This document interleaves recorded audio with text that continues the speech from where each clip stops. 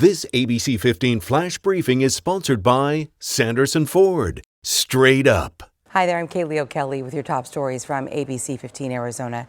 Today, a procession is being held for Chandler Police Officer Jeremy Wilkins, who recently passed away from COVID-19 complications. The officer was a 23-year veteran of law enforcement.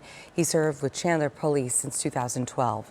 And for those wishing to honor him, that procession will begin near Chandler Fashion Center Mall at 2:30 this afternoon and head to the Chandler Public Safety Training Center on Dobson at Queen Creek Road.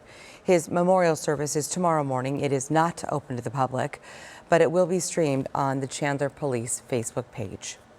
Christmas vacation is behind us, but for some, the Omicron virus is extending this a bit longer. Case numbers are high. Hospitalizations are up in several states as well. All really accepted that, COVID is here to stay. The coronavirus is going to be endemic, meaning it's always going to be around. And the rate of daily COVID cases in the U.S. from the Omicron variant surge has surpassed the numbers seen with the Delta strain this summer. That's according to Johns Hopkins University. The number of COVID-19 hospitalizations are lower than the peaks reached earlier this year, but health and government officials say that could change. Deaths from COVID right now are almost entirely preventable. Even with Omicron, if you're vaccinated and boosted, I can confidently say you will not die from this virus. 12 states have seen at least a 10% hike when it comes to hospitalizations this past week compared to the week before, according to the Department of Health and Human Services. Coal. It has been powering our homes for hundreds of years, and while many want fossil fuels to be reduced, coal production is up across the nation.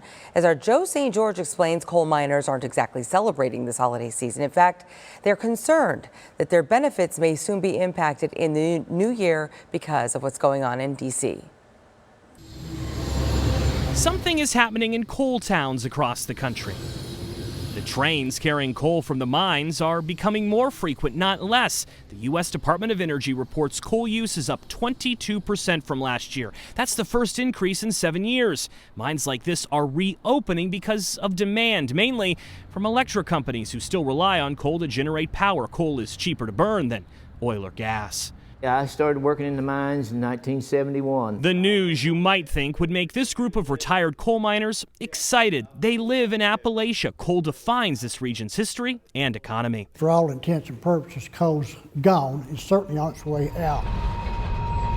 But this group doesn't believe coal has much of a future beyond this latest boom, believing environmental concerns will inevitably prevail. No, these coal miners, Yes, we feel forgotten, are actually upset right now, and it all has to do with black lung disease, a medical condition that comes from years of breathing coal dust, scarring the lungs. The majority of the people don't know what coal miners are going through, the retired miners and things now. Terry Steele says miners like him were promised black lung benefits, which is a government program established in 1979 to compensate miners for their dangerous work. Their current monthly check is around $700. But right now, the future of that is unclear. The excise tax on coal companies that funds the program expires at the end of the year, and the Build Back Better bill was set to extend it 4 years, but currently its passage is up in the air. And right now, it doesn't have the votes. Ron Yates says it's already hard enough to get the benefits. He doesn't want limited funds, making it any harder.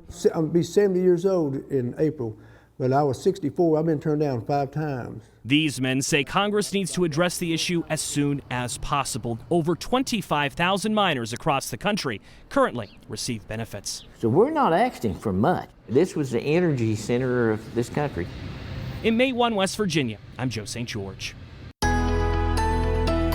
Tracking your most accurate forecast, I'm meteorologist Jorge Torres. Your forecast for this Monday showing temperatures starting off in the upper 40s and then climbing gradually throughout the day, only into the upper 50s and lower 60s under mostly cloudy skies. Some occasional breezes throughout the day, too, and even a slight chance of an evening shower. For now, just about 10% here in the Phoenix metro. Wind gusts are reaching as high as 25 in the valley, much stronger in northern Arizona, where we do have wind advisories that will take effect later today. Gusts of 50 and potentially in areas like Flagstaff and along the Mogollon Rim. Where highs today will only be in the 30s and 40s up north, including Payson, Sedona, and Prescott, only climbing anywhere from 43 to 45, but from the valley to the south and west, highs staying in the upper 50s and lower 60s. All right, here's your 7-day forecast. Temperatures staying in the upper 50s and low 60s for highs for the rest of the week. Chance of rain picking up on Tuesday, once again on Thursday, and even on New Year's Eve, with highs to start off 2022 only in the upper 50s.